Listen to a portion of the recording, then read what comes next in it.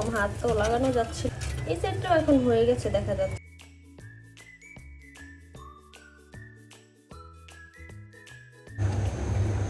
আসসালামু আলাইকুম সবাইকে।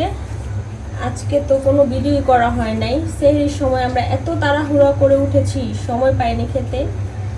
আর আজকে একদম সব ইফতারে, যে এখানে আমি ডালের বড়া, তারপরে সালাদ, তারপরে এখানে আলু চপের জন্য আলু, বুটের জন্য আলু সিদ্ধ করে নিয়েছি, ছিলে নিচ্ছি।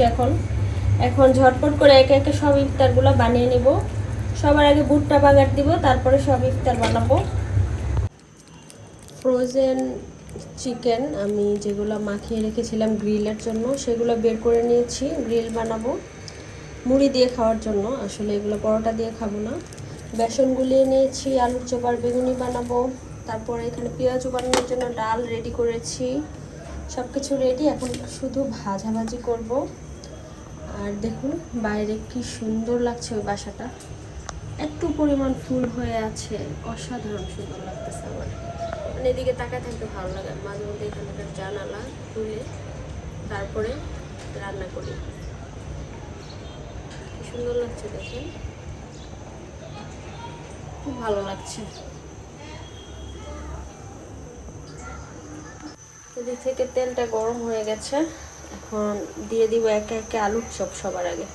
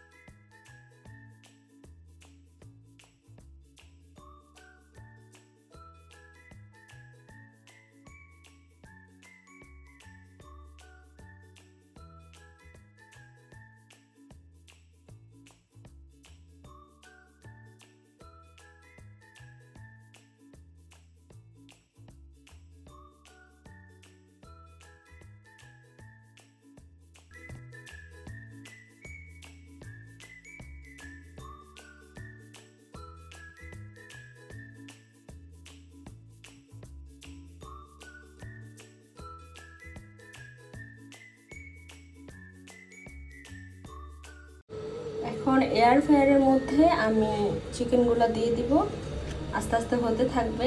সব ইফতার বানানো হয়ে গেছে, সব ইফতার বানিয়ে ফেলেছি। আসরের আজান দিচ্ছে, তো পরে এয়ার ফ্রায়ারে দিলে একটু গরম হয়ে যাবে। এয়ার ফ্রায়ার থাকাতে আমার অনেক সুবিধা হয়েছে। যদি এগুলো আবার আমি এয়ার ফ্রায়ারে দেই, এটার যে তেলটা এক্সট্রা সেটা বের হয়ে চলে আসে, দেখা যায় আলাদাভাবে তেলে ভাজতে হয় না। সেটা অনেক বড় একটা সুবিধা হয়েছে আমার। এখন চিকেনগুলোকে আমি এয়ার ফ্রায়ারে দিয়ে দিই। ফ্রাই আমি আগেই মুছে নিয়েছি, যেহেতু প্রতিদিন এটার মধ্যে কিন্তু গরম করা হয়, মুছে নিয়েছি আমি আগেই। আজকে এটা ধুতে হবে আমার, কারণ আজকে যেহেতু মশলা সহ আমি ডিরেক্ট দিচ্ছি, ফয়েল পেপার নেই, সেজন্য আমি সরাসরি এখানে দিয়ে দিচ্ছি।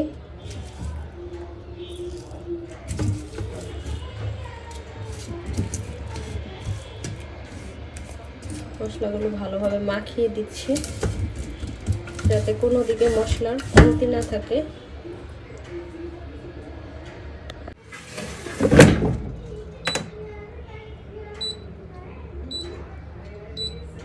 পনেরো মিনিটের জন্য সবার আগে দিলাম। গাছ সেচ আসরের নামাজের পর এখন আমার এই গাছগুলোতে, সবগুলো গাছে আমি পানি দিব। প্রথমে এই বারান্দায় দিব, তারপরে সামনের ওই সাফানের রুমে দিব। তো গাছ এত শুকনা মাটি হয়ে গেছে, পানি দেওয়া খুবই জরুরি হয়ে গিয়েছে।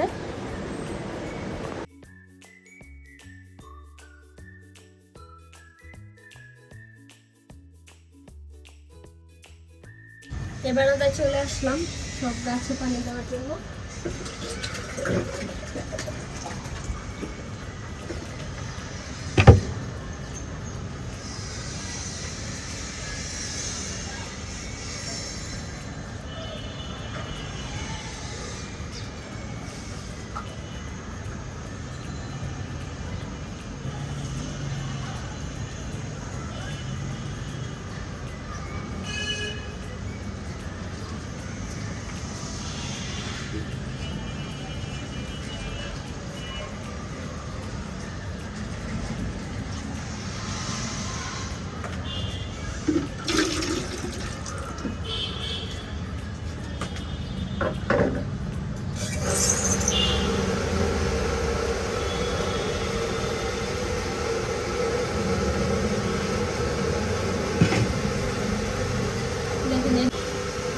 হালকা কেমন জানি একটু নরম হয়ে গেছে।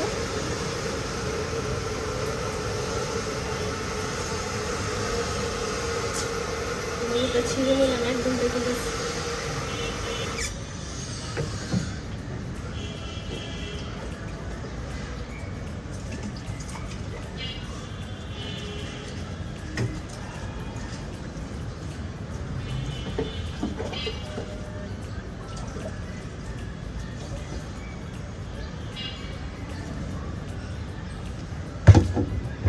হয়ে গেল এই বারান্দায় দেওয়া।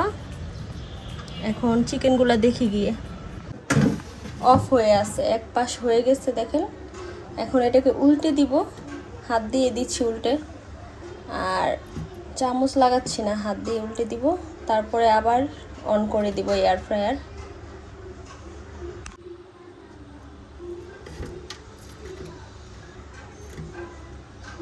পনেরো মিনিটে সুন্দর হয়েছে এই পাশটা। 20 মিনিট দিলে মনে হয় আরও মুচমুচে আরও ভালো হতো।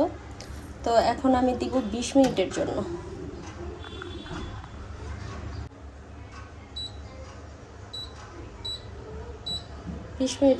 দিলাম। এদিক থেকে বিটরুটের জুস বানিয়ে নিচ্ছি। এটা প্রতিদিনই বানানো হয় যদিও বাসায়, এবং এভাবে করে ছেঁকে নেই।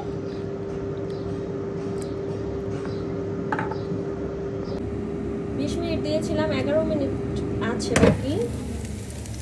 দেখুন একেবারে খুব সুন্দরভাবে হয়ে গেছে এই পাশটা।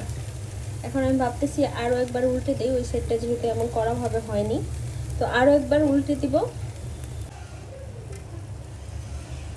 এখন এত গরম, হাত তো লাগানো যাচ্ছিল না, তাই উল্টে দিলাম। দেখেন এত নরম আর সফট হয়েছে এই পাশটা। এখন উল্টানোর সময় ছুটে চলে আসছে। এই সাইডটাও এখন হয়ে গেছে দেখা যাচ্ছে। এই দেখুন, মনে হয় আরও দেওয়ার দরকার নেই, এভাবেই নামিয়ে ফেলি। ঠিকঠাক হয়েছে একদম। দেখুন চিকেনগুলো কি সুন্দর হয়েছে, অসাধারণ, আর এত সফট জুসি। মাশাল্লাহ, এয়ার ফ্রায়ার কিনে নিলে আসলে এত বেশি সুবিধা হয়। আমার খুবই সুবিধা হয়েছে রোজার মাসে। আমি দেখা যায় বড়াগুলো আজকে বেশি করে বানিয়ে রাখলে পরের দিন গরম করে নিতে পারছি, তেলে ভাজতে হচ্ছে না, আমার খুব সুবিধা হয়েছে। তো আজকের ইফতার সব কিছু রেডি। এখন আজান দিবে যখন, তখন ইফতার খাবো। আর এখন একটু রেস্ট করব, অনেক অনেক কাজ করেছি এতক্ষণ।